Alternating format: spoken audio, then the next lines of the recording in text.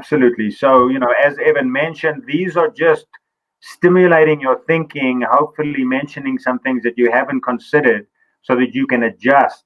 This is definitely not a cry for redesigning your entire approach. But whatever you're doing, hopefully this gives you some added input and some added ideas on how to go about your training. All right. So in terms of the run, again, the same thing is I find when runners come to the sport of triathlon, they obviously going to run a whole lot less. And when they run a whole lot less, they feel like, okay, because I'm running less, I need to up my intensity. But it's actually the opposite way around, because you now have the swim and you have the bike that continue building the same cardiovascular system, the same set of lungs, the same heart, the same oxygen delivery system. All of that is the same.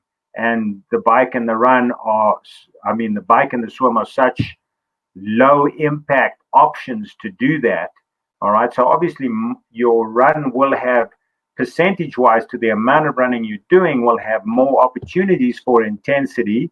All right. But you still need to have those easy runs, and the overall picture across the swim, bike and run still has to be that high 80 to 85% of your training being easy. So when you do go out for a run that is labeled easy, it needs to be easy.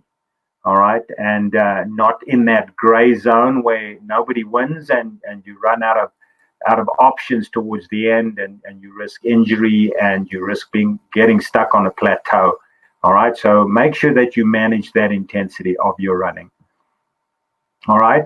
Awareness of the social impact on running. Very often, running being sort of the hardest of the three activities, we've become reliant on our squad or our friends or the people that we meet up to go for a run.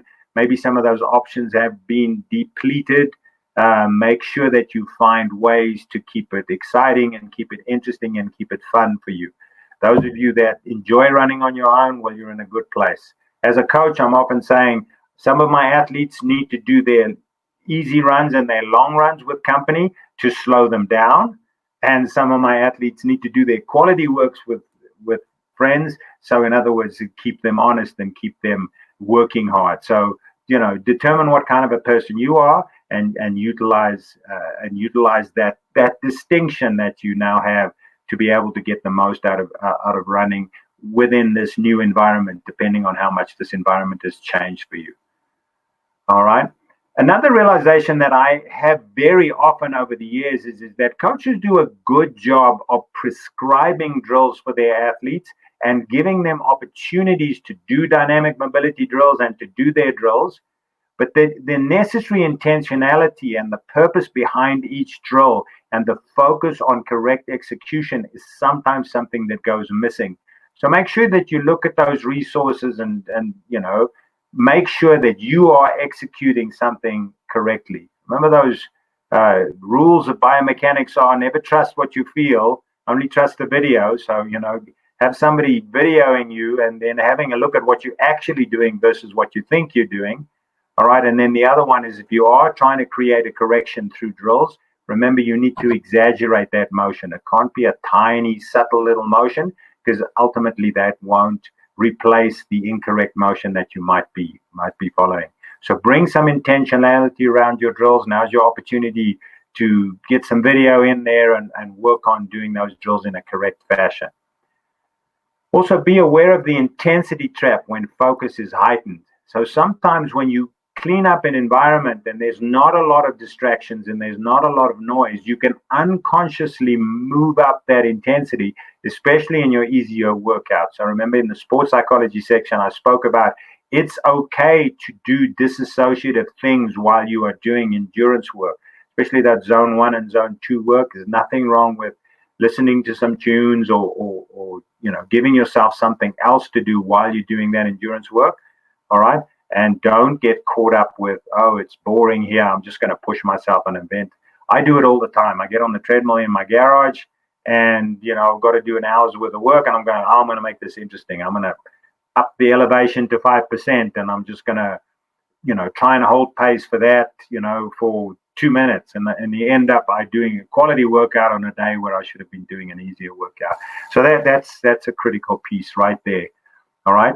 So limited time frames with certain intensities.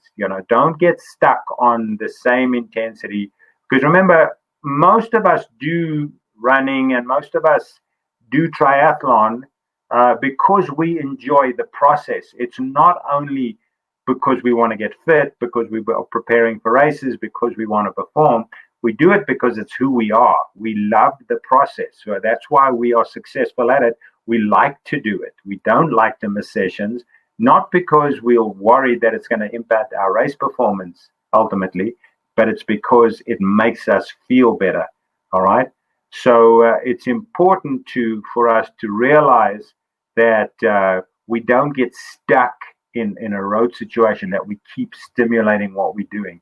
And that sometimes means going down in intensity, not just always going up. All right, so keep it interesting, as I said in the bike sessions as well. All right, and so when we do long course, duration is what's important. All right, but we are losing some duration, and it's really dryland work. We can work on our skills in the water, and we work on our strength and our stability and our power. But it's really hard to find a modality where we can practice swimming without being in the water. And so now we are losing a little bit of that endurance component that the water provides with us. So it might mean finding a way to increase the duration a little bit on the bike and on the run. And never underestimate the value of going on a long hike and introducing hiking on varied terrain and long climbs and stuff like that. That provides a tremendous both peripheral and cardiovascular stimulus to our endurance. So you can maybe change that up a bit, especially if you have that limitation to your normal ability to get in the pool for X amount of hours in a week. Awesome. And going on a long hike will probably get you some good photos that you can post on your Instagram, and then your friends are all excited that you're posting cool pictures too. We do have one question about the running, specifically about the drills. Kev asks, how often do you recommend doing drills? I try to do mobility type strength training most days, but I only do drills before faster workouts. And I think maybe a definition here of what you're talking about from a quote unquote drills definition might also be helpful for people, because some people toss around a definition of what they consider a tempo run or a threshold or drills or strength training. So I think your specific definition of drills in this context, and then how often you recommend doing them, would be a helpful answer to this question. Perfect. That's a great question. Thanks, Kev. What we have is a consideration of why are we doing any of these activities to help us be better swimmers, be better riders, and be better runners, and be better triathletes ultimately. So you want to look at the end goal of doing those. And at its very lowest level, drills are something that change our focus and help us to relax and access our best ability in whatever those three sports are. So specifically with running, very often dynamic mobility drills, not only do they play a recruitment and a facilitatory role, all right, but they also play a relaxation, a coordination, all right, and a rhythm role with us. So I try to distinguish just from a straight up mechanical standpoint that dynamic mobility drills are there to facilitate and recruit, as I said, all right, but also to allow us the most effective range of motion for running. And I'm talking about optimal range of motion, not maximal range of motion. All right. So once we've done drills, we should theoretically be able to measure our oxygen consumption without having done the dynamic mobility drills. And then once we have done them, our oxygen consumption at the same intensity should have gone down, because we have better seeded that motion of running. Now, dynamic mobility drills typically done before quality workouts, but I've started using them for some time now, actually, after doing a long ride and restoring that range of motion, as I spoke about. And then some of those drills, doing them after a swim session. For example, In a swim session, you have a lot of plantar flexion going on, and you need to be able to plantar flex very effectively to swim effectively. But running is exactly the opposite. You need a lot of dorsiflexion to be an effective runner. So you need to get out of the water and do some dorsiflexion type drills to restore that range of motion that you are capable of, which is what you're going to get required to run.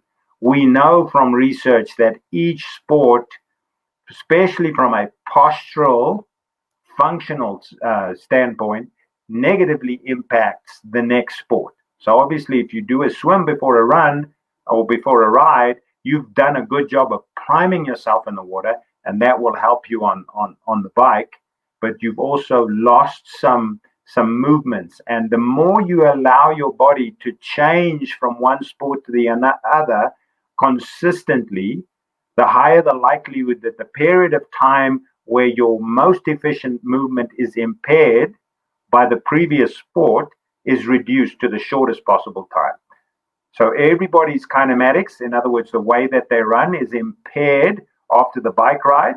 It just depends for how long. For some people, it's for the entire run.